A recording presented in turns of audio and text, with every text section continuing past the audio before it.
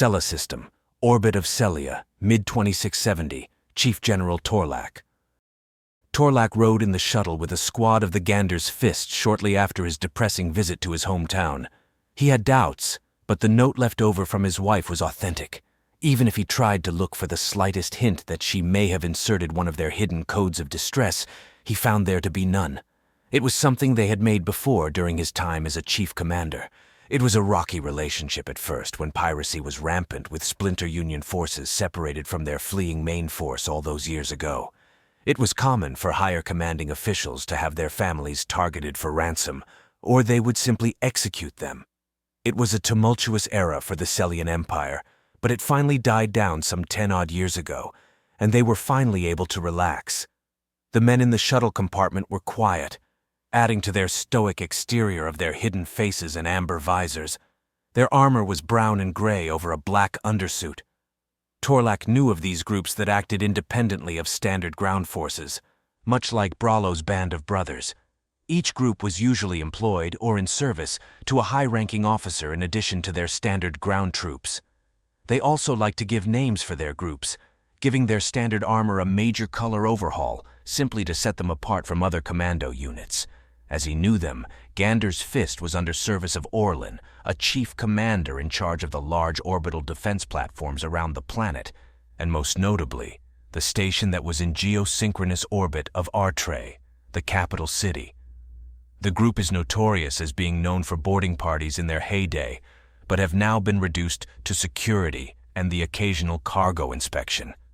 If they were being utilized now, then they were probably in high spirits to actually do something. He confirmed this when a group near him started a conversation in lowered tones, but were poor in its execution. So he heard all of it, whether he wanted to or not. "Hey, you think it's true? Did they really breach Belladere and Dorn?" "Apparently," the one across from the other replied. "Rumor has it their fleet isn't that big. I heard it from a couple of my comrades over in comms. They've got big guns, but that's it. The pilots said they got a plan for 'em." The Inquirer was surprised at his comrade's seemingly limitless network chain. "How do you know all these people? You sound like you have connections everywhere." His friend scoffed. "Of course I do.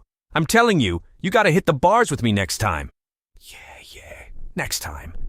They then returned to topics unappealing to Torlak, ending his need to eavesdrop.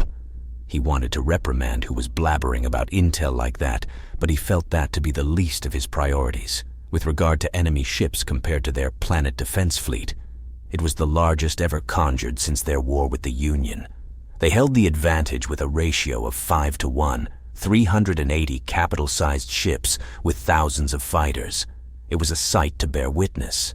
Of course, the Celia Defense Fleet, as they dubbed it, is a mass collection of fleets from as low as a newly appointed war chief up to a chief commander. Their collective fleets that answered the call were probably aching for a fight, since many here were relegated to single systems to protect against a stray Union-owned ship or two. Needless to say, he could tell they were eager for a fight, and that made him proud.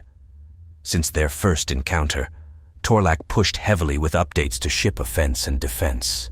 They had the shipyards and overwhelming manpower to do so. It was only a couple of months since then, but it was enough to outfit most newer models with updated shields and weapons.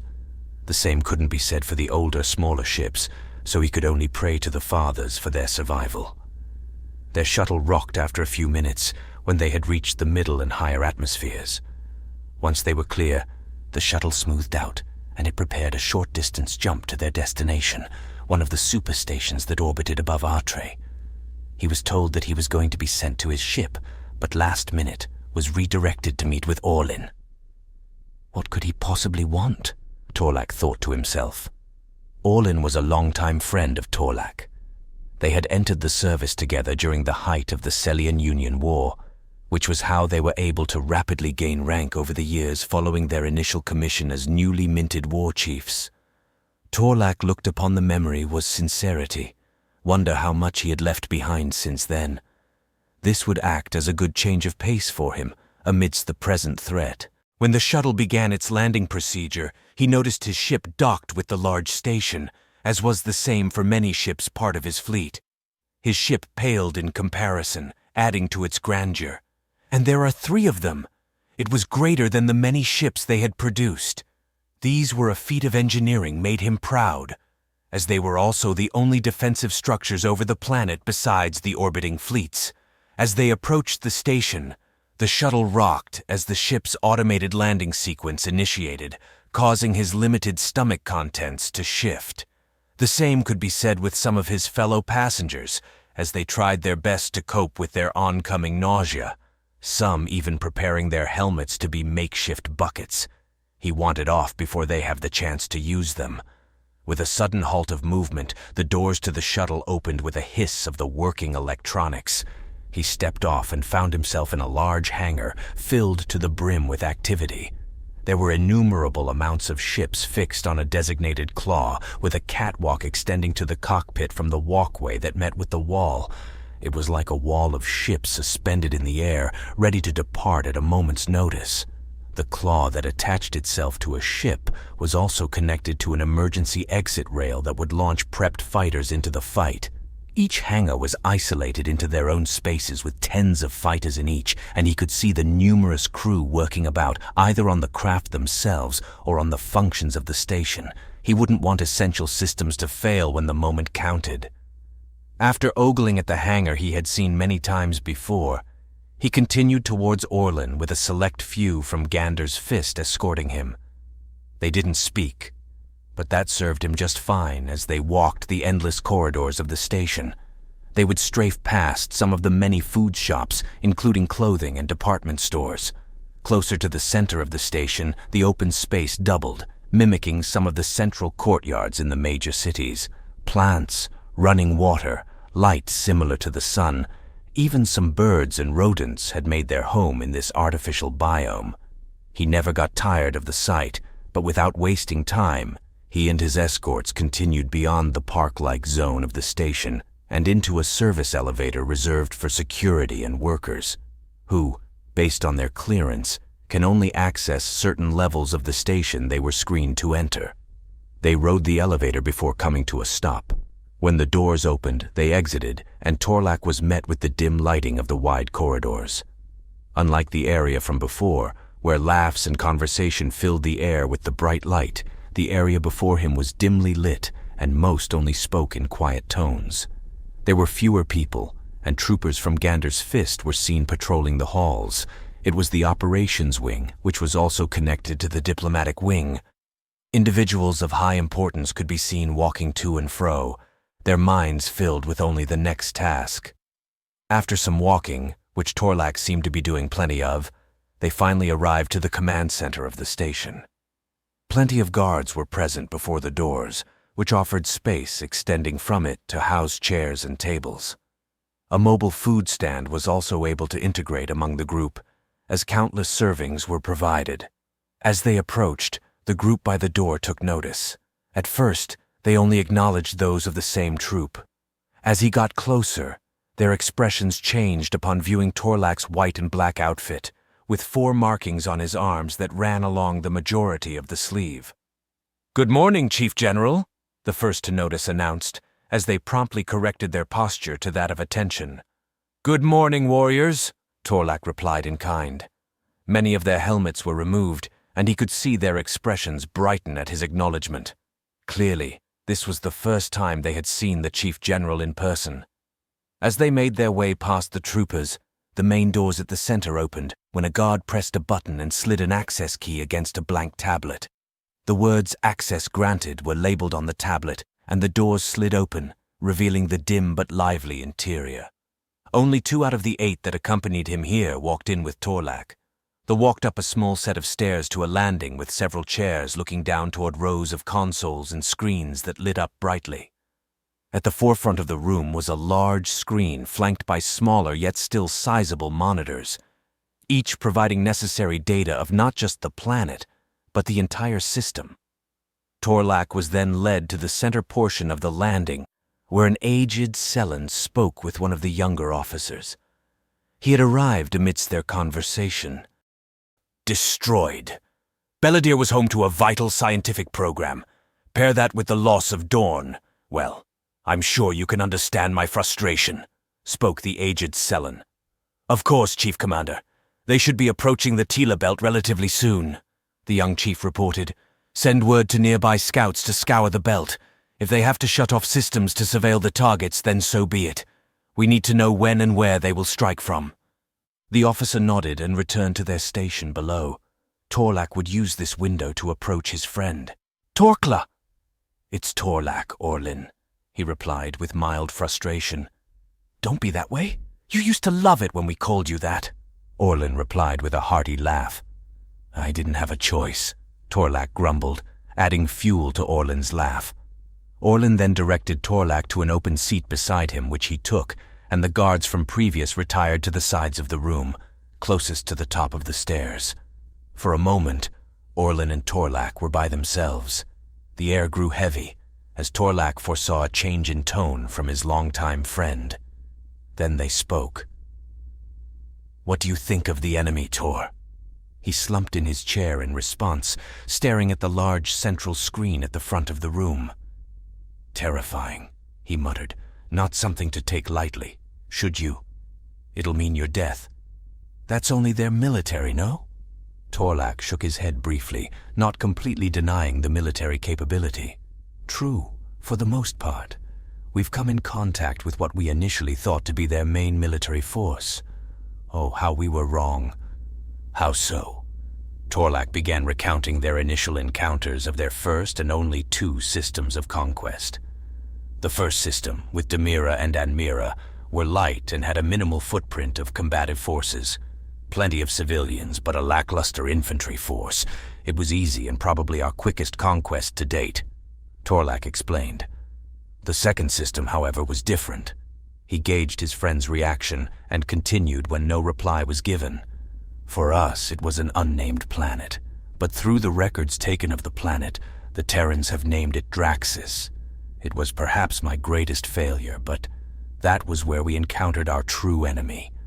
Orlin leaned on his seat, focused on Torlak. "Was the enemy on the surface?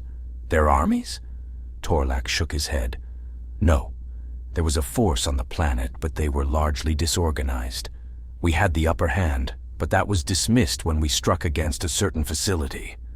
Our force wasn't large at the time, so the enemy was able to take the entrance, fiercely defending it to the last man. Quite the fight, I suspect. It was. Brala was the one to retake the facility. Remember him?" Torlak questioned. "I do. Tall lad. I was present during his burial. Well, he broke through and brought with him information on the enemy. Their name, technology, cultures, most of it anyway.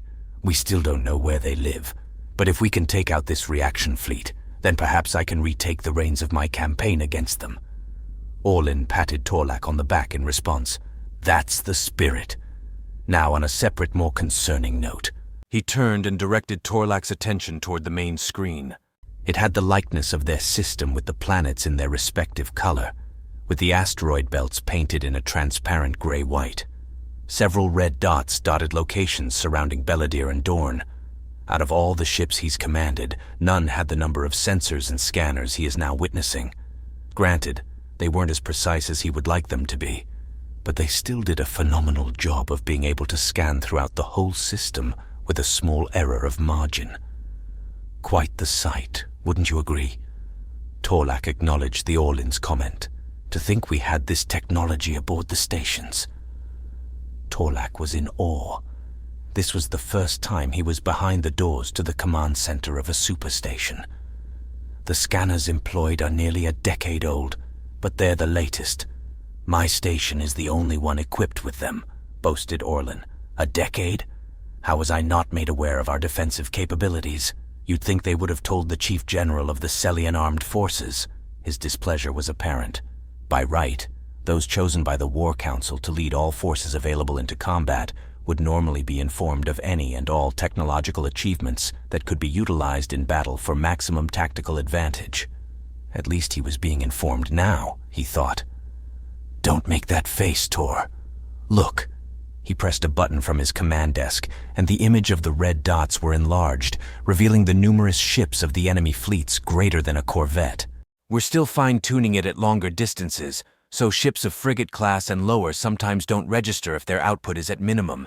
However, when they gather in proximity, he showed the image surrounding a lone large dot. It began to separate it into smaller indicators of individual ships. When too many ships gather in an area, we're able to identify most of the ships in a cluster. It's most effective in open space than in a densely populated region of debris. Torlak was impressed. This technology was much more precise than his own ships, which were much more limited in capability. Should he live through this, it was something he would advocate for the newer line of ships. What do you do when they disappear? I would assume that they are either jumping or, by your description, they would get lost in the asteroid belts. Orlin nodded in satisfaction. That's exactly right, he replied. Once their indicators disappear, we can most likely assume they're headed into the Tila belt. When they first entered the system, they were revealed once they entered the influence of Belladere and laid waste to the defense fleet. Should they disappear now, they will either be in the Tila belt or exit just beyond it. Again, Torlak was nothing but impressed. As he analyzed the view, Orlin beckoned him with a question concerning his next move. So, Tor, where do you plan to command the battle? His tone was stern and empirical, indicating an obvious answer that sat right before him. He could command from his carrier as he did during his initial invasion of the Terran colonies, but in their current predicament there was really only one answer. That answer had the highest grade of sensors, scanners, communications, shields, and defensive weaponry. The answer was obvious. Are you willing to step down, Orlin? As my second? The man in question arose from his seat and turned his body to Torlak, executing a Celian salute, crossing his right arm across his chest with his fingers making contact with his left shoulder. It was crisp and quick. A by-the-book salute. The room quieted, and an officer ordered those present to come to attention. Then Orlin spoke. As Chief Commander of Soloria Station, I relieve all tactical command to Chief General Torlak, as authorized by his title granted by the War Council and blessed by the Fathers. May his wisdom bring us victory. A round of cheers sounded in the room, and Orlin relieved his seat, fit for the commander of the station, and the new station commander sat upon it. Torlak took a moment upon his new seat, taking a moment of his responsibilities. It was only natural for the general to take his place in a heavily defended fortress of a station while still on the front lines. Even without his crew from his ship, he still felt at home. Torlak then turned to Orlin on the status of their total forces. Do we have word on when we can get reinforcements? I'm planning to send a sizable fleet to scour the belt. We have several fleets from between us and the Union border. They should be supplying us with some ships along with the newly produced ships. They should be here in a couple of hours. Torlak nodded at the report. His fleet was growing at an exponential rate, and soon they might have enough ships to block the sun if they so wanted to. Very well. We should send a detachment to the Tila belt. My old fleet should suffice. Orlin bowed and began issuing orders to the carrier group. The total ships from the group was a fraction of the forces he took with him initially, but it would suffice to act as a probe against the enemy. He reviewed the capabilities of the station once more, noting the advantages and disadvantages, of which he found very little pertaining to the latter. This was his moment to strike back and regain what he had lost. From what he remembered during his final encounter with the Terrans in his stealth ships, they were roughly the same sized fleet as before, save for the additional 6 Celian ships that accompanied the enemy.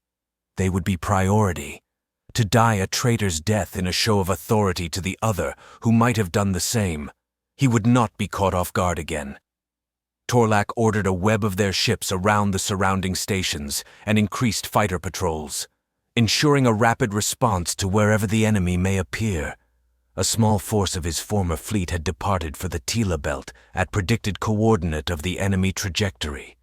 They'll be wasting time trying to go around, he thought to himself.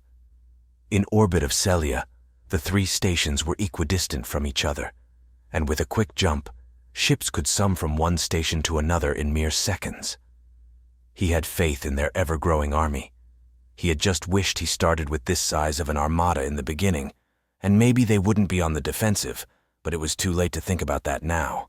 He would command Orlin and any other lower-ranked chief to have all ships prepped for combat. And as fate would have it, he was notified from one below of the indicators over the gas giants. They were gone. Soon, their fight over the stars would begin.